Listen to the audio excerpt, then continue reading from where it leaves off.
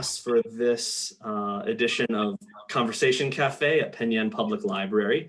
I'm Alex Andrasik, the Adult Services Librarian, and we're very pleased to have two members of Being Black in the Burbs with us today to discuss where we stand in our region on the racial justice movement protests since last year, and just, that whole topic. Before we get started, I would like to acknowledge with respect that Penn Yan Public Library sits on the ancestral lands and waterways of the Haudenosaunee people. All of our work, services, and programs occur on land that was cared for and called home by the Haudenosaunee for over 1,000 years. Yates County is part of a region that remains home to the Haudenosaunee. We acknowledge the ongoing history of dispossession and work here and are grateful to live, work, and share experiences like this one on these lands.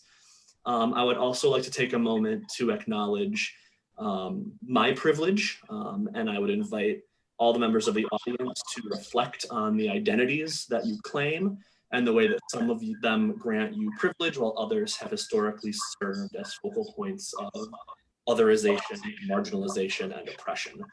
Know that everyone at times benefits from privilege and at other times suffer from its lack. And know also that in the conversations we're about to have here, as in life in general, some of the identities you claim may become focal points for questioning and criticism. That's not an attack on any individual. In fact, it's a tactic of dominator social models like white supremacy, patriarchy, those kinds of things, to convince us that the individual is the ultimate unit of society and that any criticism of an identity is a criticism of an individual. That's not true. We're just trying to point out historical realities, current realities, contemporary realities, ways they play into the systems at work in our society. And the only way I would suggest that we would be opening ourselves up for individual censure is if we refuse to acknowledge and learn from these realities. So with all of that said, thank you for your patience with that. I also just want to add that today's Conversation Cafe will be a little bit different than usual. Usually we kind of go back and forth. We have the central issue or question that we explore as a group, and we use the Conversation Cafe method of discourse for the entire duration of the program. So we're going to start with a conversation between myself and the library's two guests. I want to acknowledge that I originally planned this year's slate of Conversation Cafe sessions late last year, and I really hadn't planned to shake up the structure this way. At that time, before that, I have considered myself relatively woke, to use the buzzword. But over the past year, I've discovered how little I know and how much I still have to learn, and I've committed myself to learning. And so I think it's important that I, as a white person, come to this work with that sense of humility, the knowledge that I don't know everything and will make mistakes, have made mistakes, but that knowing that I've made a mistake can be an opportunity to keep trying to do better. So I think maybe initially planning to hold a conversation about the racial justice movement in our region without planning to involve people deeply engaged in that work was a mistake, one that I hope I've redressed by inviting our two guests today. So I am very pleased to welcome our guests. And as I'm saying that, someone is entering the waiting room who has just completely missed the entire introduction. I'll admit her anyway, and we'll just take a second while she connects. I know sometimes the audio lags behind. Hello, Cecilia.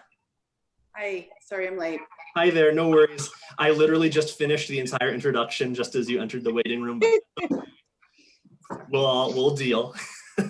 And it was only introduction of the program in general, not of our guests. I was actually just about to kind of turn it over, so you didn't miss that part, so you're perfect. So thank you for being here. And basically the gist of it is just we're gonna have a chat with our two guests, and then with whatever time we have, then we'll do the Conversation Cafe method, where if you wish, you can get involved.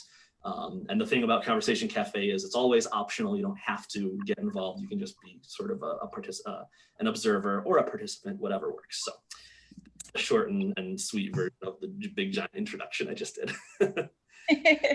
I should also let you know I am recording this session. If you prefer not to be visible or whatever, you can turn off your camera. If you don't mind, you can keep it on.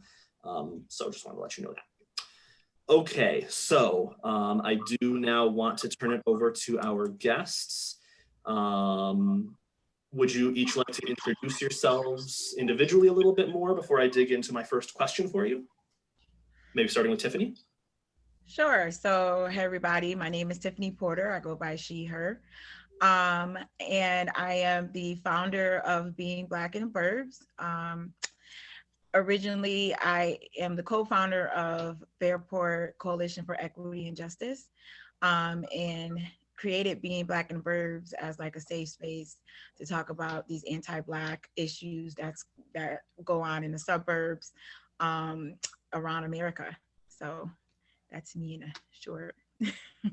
Thanks. Where are you based? I am in Monroe County, a suburb, Fairport outside of Rochester, New York. But I have group members that are all over from different suburbs. Cool. And Kristen. And Turgeon, I go by she, her as well.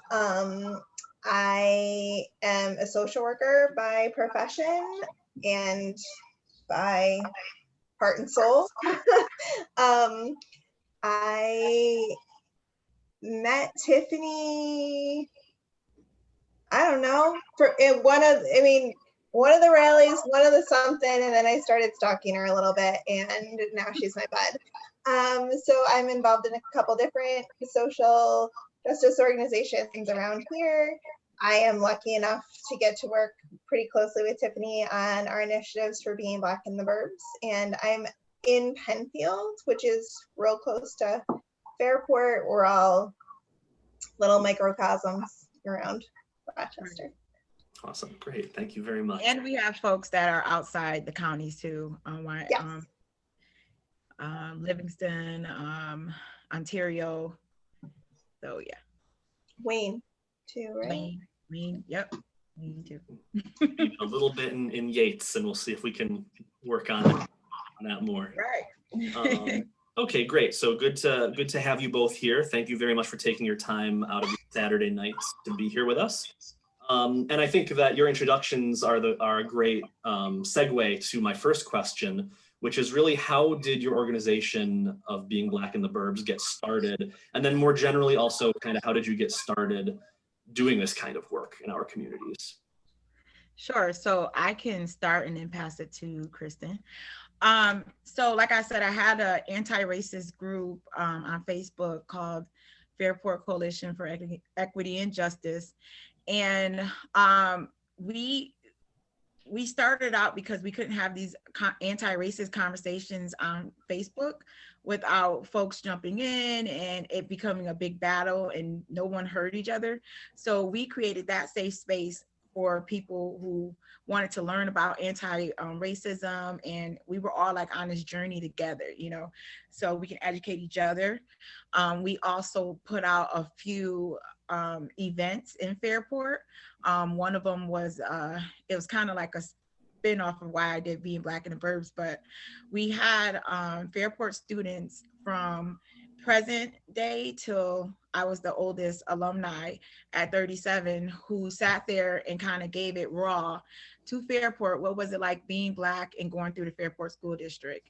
And we had an activist there as well, and we had a moderator, and it was just like a beautiful thing. We gave them this safe space to talk about it, but also for folks who were there, it was like a privilege for them to be able to listen to our lived experience, because doing this work and talking about it, it can be exhausting sometimes, and then we don't want to re-traumatize people by telling them to give us their lived experience of racism or anti-Black, and whatever. And so that was great. Within that group, I felt like I needed to focus on Black folks more. I needed that space where, listen, we could talk about what is anti-Black racism, what is anti-Black discrimination, how do you see it in your area, or we need to talk about that more, because for me, that's the most prominent form of the racism that we've been seeing for generations all around the world. And so that's something that I wanted to start focusing on, but also I wanted to protest. I saw everyone going to Rochester and having and joining in the protest, and it was beautiful. But I'm like, why don't we protest in these suburbs?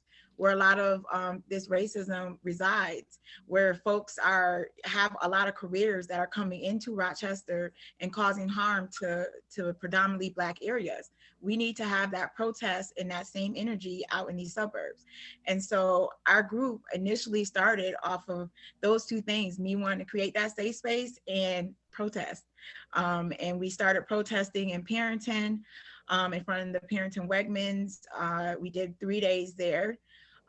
We took it to Fairport. We did 2 days in Fairport, and then we did 2 days in Webster, where 2 of our activists got arrested. So, you know, and from there it's like expanding. Our group mission and values is like a working statement. You know, we add things on, we take things away. But what we focus on is the racial justice aspect. We focus on mutual aid, what that means, what we do, how we're trying to reimagine what community is.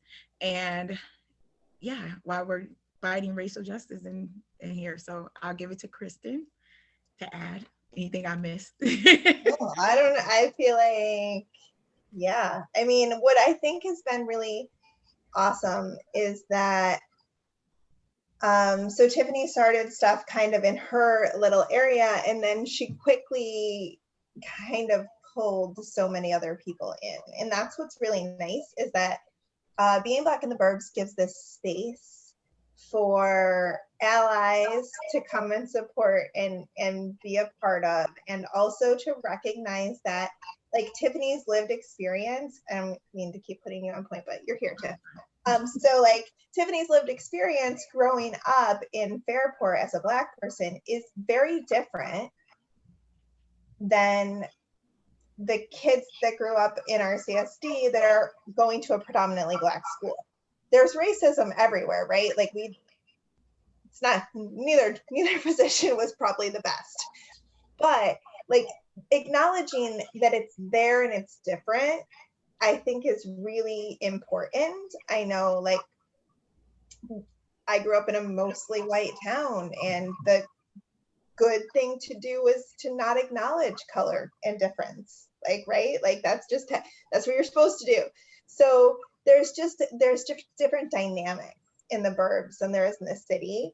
And yes, we're talking about white supremacy and racism and all that kind of stuff, but we are acknowledging that it plays out differently in the burbs. And so there is sometimes a different way it needs to be communicated. There's a different way to reach out to people, because also our Black and brown friends and kids are totally outnumbered in the burbs and can feel really like they need allies. Because if you're going to speak up and you're going to say this is not okay, you need people standing right next to you. And that's what this group has been able to do. They've been able to pull, like, oh, we're seeing this happen over here. Okay, well, here we all are. We're ready. Like, we'll help you out.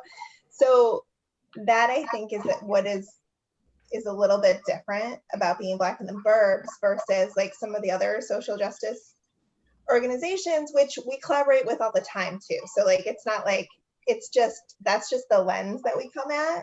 And I think sometimes some people like will look at me when I'm like, yeah, well, I'm with being Black in the burbs. And they're like, you're not Black. I know. I do know that. So, you know, but it's like, but we're focused on how this is affecting Black and brown people here. Awesome. It's an incredibly important niche to fill, and one that I think, you know, there is this sense in some quarters that, you know, among folks who don't really understand what racism is in the 21st century, that's something that's only in the cities and we don't have to worry about it here. And you know, we're here in Yates County. I don't even know if you would consider anything in Yates County a suburb. We're just rural. We're just a completely different category. And, you know, not everybody, but there's definitely an undercurrent of that sense of, well, it's not a problem. Like, why are we talking about this? You know, don't worry about that. That's for them to worry about, not for us. So it's so important that you're like creating this sense that, yes, you know, this doesn't stop at some city border. It's throughout our entire society.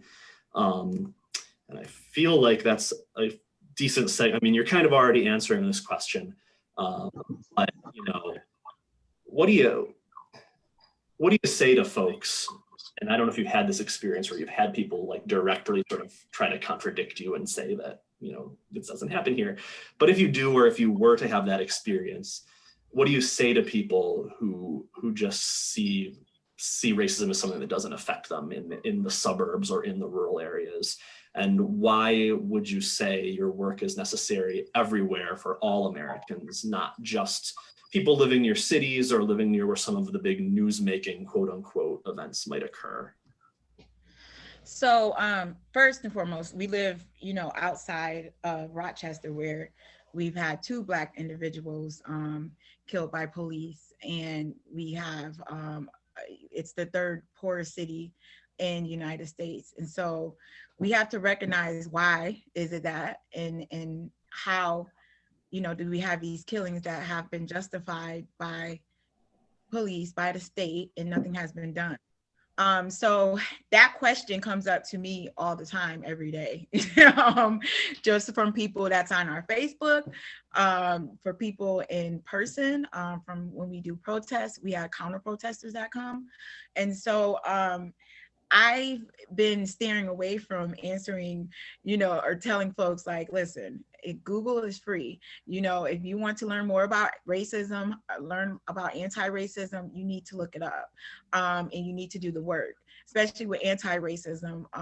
That's a lifelong commitment. That's a change that you need to, you know, embrace.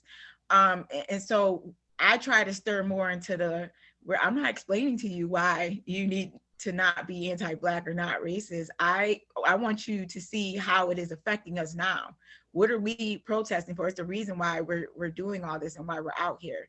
And also, I've throughout this whole year have given, like I said before, events that we talked about these things. When Daniel Prude got killed by the police in Rochester, who was a mentally ill Black man, we had a discussion about what's anti-Black racism. You know, how does the justice system affect Black folks? Is policing something that works?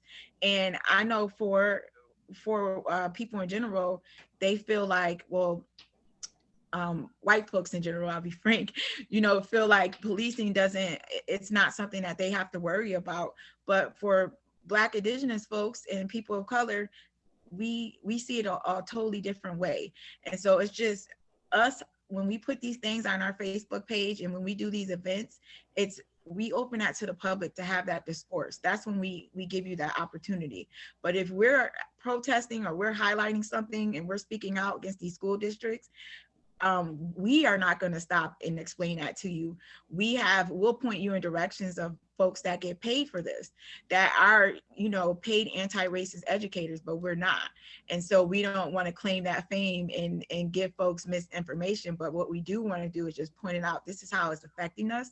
This is what we have to do to try to eradicate racism. I hope I see that in my lifetime. And you know, this is why we're here, and that's why our space is created. It's not really, you know, I don't know if I really answered it, but you know, that's just the best I can do. But I'll pass it to Kristen because I'm sure I missed something to add something. No, I think it's real easy to just ask people questions, you know, and Tiffany's right, like we're not here to educate, although I will speak that I feel really strongly that white supremacy is a white problem. And so it does need to be addressed head on by other people who perceive themselves to be white, that are viewed as white, that like it's our work to do. Like we're, you know, like we're the ones that are like, oh, slavery was so long ago, everything's fine now. You know, and you know, so I think in these, like even in smaller places, it's like do you have any Black friends? Oh, Me? Oh, sorry. no, just like in general, right? Like, but it's the questioning to people, right? Like, do you have Black friends? Oh, you don't? Why do you think you don't have Black friends? Why do you think a Black person wouldn't want to come live here? Like, just some of these, like actually thinking about your situation, like, why do you think? What would that be like? Why, you know, why don't you, you know, like, does it feel okay to you? And then when we think about our future generations, right? Like people that grow up in very small places with a very homogeneous environment, people that look like them, talk like them, all of that, it makes it really hard when they go out into the universe, right? They have no idea what to do when they come across people that are not fitting in that box. And that's a disservice to everybody. It really is a disservice to the kids that are growing up, like thinking like, oh, this is just, everybody looks like me, everything's cool, right? And that it limits their ability to function in the world, because once you like broaden your horizons and you decide like, oh, I want to like leave here and go here. And yes, it is entirely possible to grow up in a small place, go to school in a small place, like never leave your bubble. So like, okay, I think you're missing out on a lot, but like when we send people into the universe, and the universe is so broad, like we were talking about before, like we can have people from other countries on this call with us right now, right? Like that's so cool. So like we really need to be more mindful and cognizant of the world around us, and not just like this tunnel vision of what's around. So I feel like it is important. And it's, you know, when I think about how, like I said, I grew up in a really small town, and when my friend would talk about her experience as a Black person, she's like, as like the ink spot in the milk, like everybody knew, like, you know, and it's like, that really sucks. Like, it's just not fair or fun to like have had this experience. And so when I think about the small towns and that one family that probably feels unlucky that they're stuck there and their experiences, it's like we owe it to other people. It's just a basic humanity thing that it comes down to, you know, like, hey, let's learn about different people and maybe not be jerks. I don't know. Absolutely. Yeah, you one of the rhetorical questions you asked that, you know, among the questions that would be helpful for us all to be asking in our communities, and you said, why don't different people live here, and why do you think that is, and that kind of thing. I think that's a really great question, because I think in there are rose-colored glasses that people have about the small towns that they live in, and oh, we're so nice and everything's idyllic here, and why wouldn't anyone want to live here? And they never really dig under the surface, and they think that just because nobody is actively espousing open racist beliefs. I mean, maybe they are, I don't know. I don't see it, which is good. But people don't understand that there are a million silent signals that are out there. And as a white person, they might not even be perceptible to me. And they might be to a person of color looking at, oh, gee, is Yates County the place for me? And here's some reasons why it might not be. So that's a really great question for us to ask. And I always like to remind folks, like, you can't claim to love something unless you're really willing to look at it honestly and be willing to change it and make it better if you find that it's lacking in some way. And I think that's a metric a lot of us in small town America fail on. We think we're sort of the pinnacle of what life in America can be. A lot of good things about it, a lot of bad things about it. We got to be honest about it. Tiffany also really appreciated you saying, you know, Google is free. Do the work yourselves. It's really not hard to go out there and find this information that's out there. And just a shameless self-plug, you know, librarians are Google with a pulse. Anybody viewing this, if you do need assistance, because I know the internet can be hard to navigate, what book is okay, what website is legitimate, I am more than happy to work on those kinds of questions with people. And that's something, if you guys want to keep that in the back of your mind for, you know, when you get those kinds of questions, for maybe someone who's seeming well-meaning, but just sort of not quite there yet, and they're asking you all the questions, send them my way. I'd be happy to, you know, if they might need a little hand holding, I can work on that. Information is my job. Right. And we have a librarian in our group too. Like, oh, great. Listen, it's a very valuable tool. I know, I was actually just thinking, Lauren and Alex are probably like besties. Yeah. We'll have to talk, we'll see. But if I don't know her, I'd love to meet her. And so I guess I'd like to continue just by asking, and you kind of addressed this a little bit in your previous answers, but what kinds of like initiatives do you have going on right now or ongoing, or things you've, accomplished in the past that, you might want to bring up? But just like what's going on, what does your group, what do you do? What's some of the things that you do or have? Sure. So we've done about 8 drives, I think. I haven't counted. It's been a lot. So that mutual aid piece is something that we love to focus on, reimagine what community is. Mutual aid is from the ground up and not from the top down like charity is. And so it's a different model. It also touches upon like racial justice, like that, all of that intertwines together beautifully. And so, we could do the mutual aid, we could do the racial justice as well. And that's kind of where our group is at. So some of the drives that we had were Turkey Give Back. And also, can I say, like, I'm new to doing organizing at this level. And so each drive, we learned something new. So when we did the Turkey Give Back in the Pines, folks were coming up and they were like, is it halal? And I'm like, halal? Okay, so let me Google. Okay, what's halal? Oh God, okay, so I did. So the next drive we did was a halal give back, and it was all halal food. And I kept that in my mind, in my groups back in the head when we started doing community stands. So community stands is something that's been throughout Rochester, and I know the surrounding areas, they had them as like blessing boxes at churches and stuff. But Food Not Bombs, which is another like dope organization, they had these for like 2-3 years going, and then they started, once this movement started, the community stands got popular.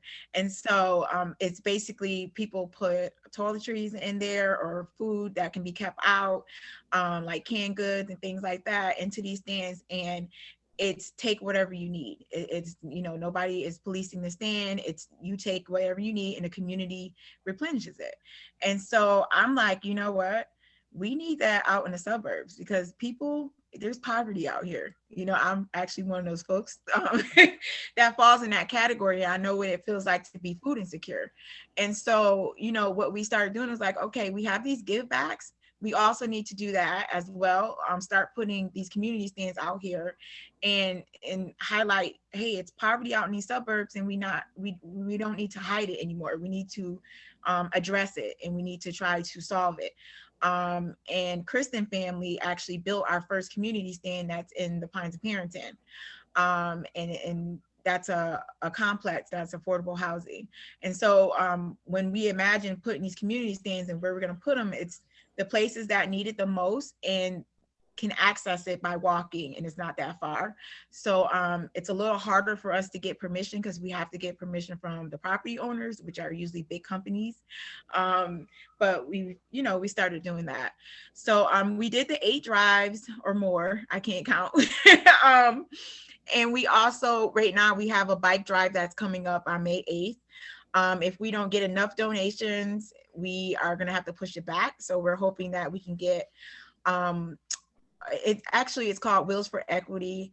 It's more than bikes. It's bikes, helmets, newer used, skateboards, skates, snowboards, snowboarding gear, roller skates, anything with wheels pretty much, and then snowboarding too.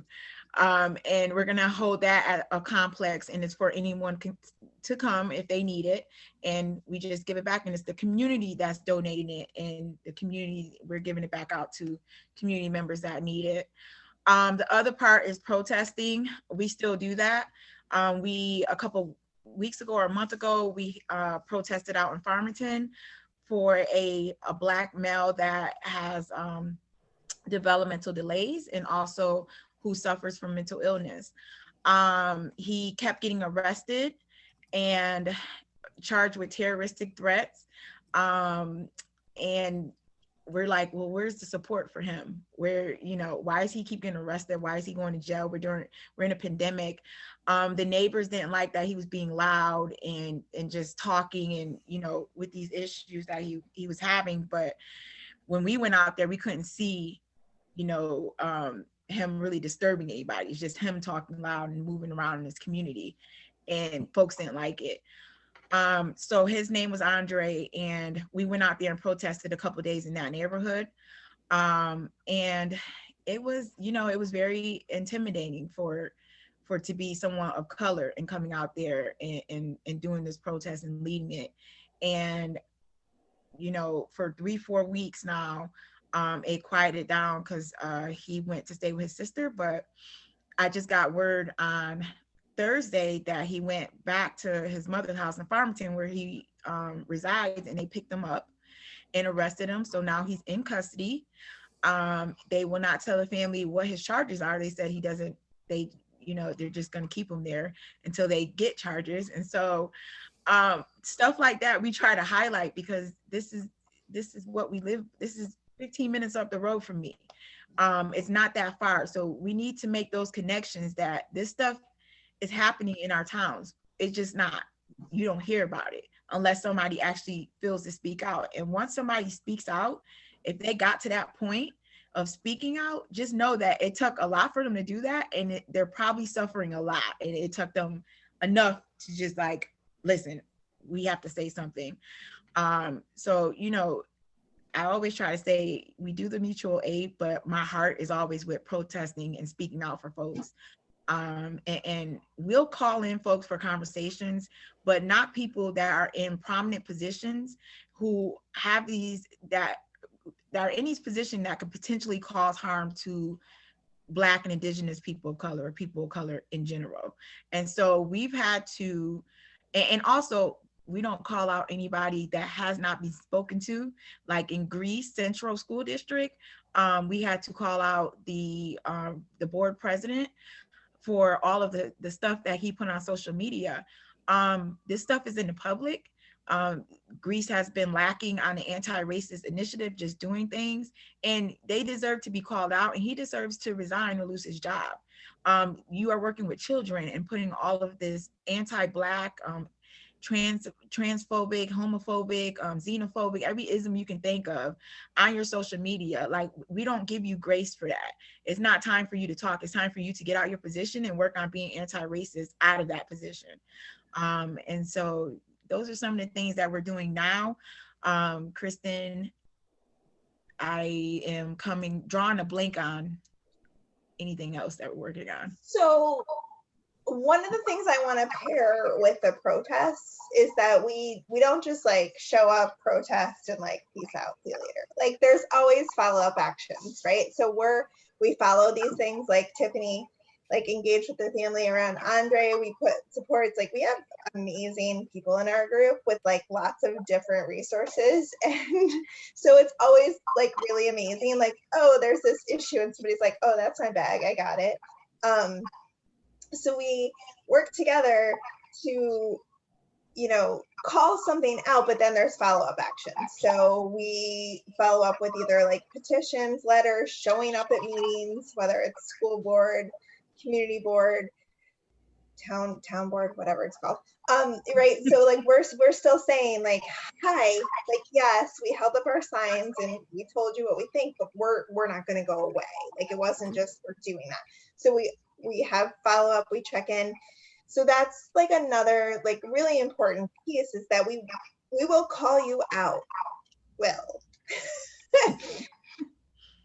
but then we're going to keep coming. Like, we need to make sure. And Tiffany is right. It's not like we don't try to engage with people. We try to engage, have a conversation.